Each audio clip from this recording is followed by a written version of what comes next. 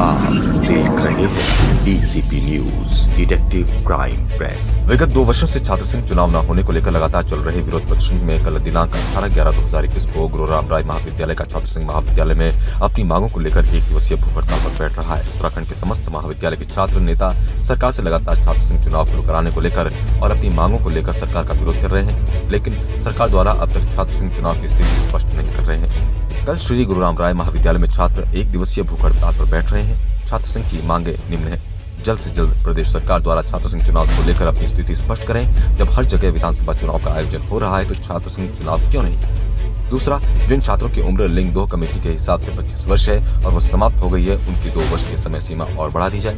और अगर सरकार छात्र संघ की समस्त मांगों को जल्द से जल्द नहीं माना गया तो छात्र संघ आगे अपना धरना प्रदर्शन जारी रखेगा। डीसीपी न्यूज के लिए प्रदीप भंडारी।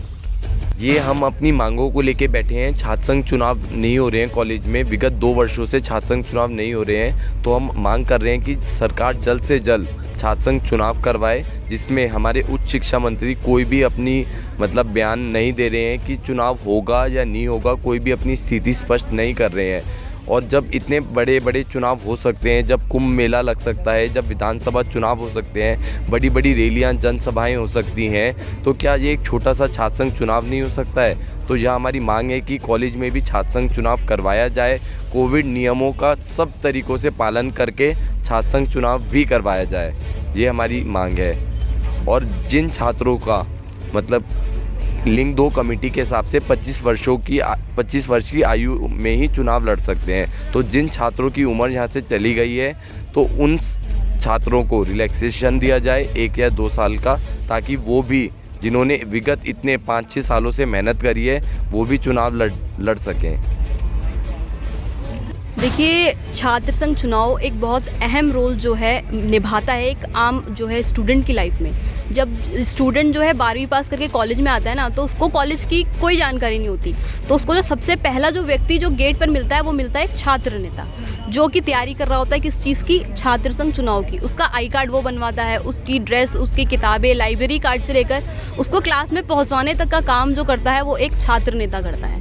इसलिए छात्र संघ चुनाव होने बहुत ज़रूरी है। का कहना है कि इसमें हम कुछ नहीं कर सकते हैं, जो संपूर्ण जिम्मेदारी उस प्रदेश सरकार की है, राज्य सरकार की है। छात्र संघ चुनाव उनके हाथ में है। जिस दिन वो हमें आगे से लेटर दे देंगे कि छात्र संघ चुनाव कॉलेजों में करवाएं, वो करवा देंगे। छात्र संघ को लेके उनकी कोई ऐसी विशेष वो नहीं है। देखिए, अगर कोई भी सरकार के द्वारा जनप्रतिनिधि या कोई भी उनका नुमाइंदा आके हमसे बात नहीं करता है, तो आगे भी ये संघर्ष जब तक जारी रहेगा, जब तक कि सरकार इस पे कोई निर्णय नहीं लेगी। हम आशा करते हैं कि माननीय मुख्यमंत्री जी या शिक्षा मंत्री जी जल्द से जल्द चुनाव बहाली करवाएं और जल्द से जल्द निर्णय लें इस विषय के ऊपर, क्योंकि विगत 15 दिनों से हम यहाँ पर छात्र हितों की रक्षा के लिए संघर्ष कर रहे हैं और भूतपूर्व में भी हमने बहुत ऐसे कार्य किए हैं। आज मजबूरन हमें यहाँ पे बैठना पड़ रहा है। आप सरकार का रवैया देखिए, आम छात्रों के प्रति, छात्र नेताओं के प्रति कैसा तानाशाही वाला रवैया है कि छात्र इतने मजबूर हो चुके कि अनशन पे बैठना पड़ रहा है। और अगर भविष्य में आगे अगर सरकार कोई निर्णय नहीं लेती है, सरकार की जून नहीं रेंगती है, तो हमें मजबूरन आमरण अनशन पे या अनिश्चितकालीन अनशन पे बैठना पड़ेगा।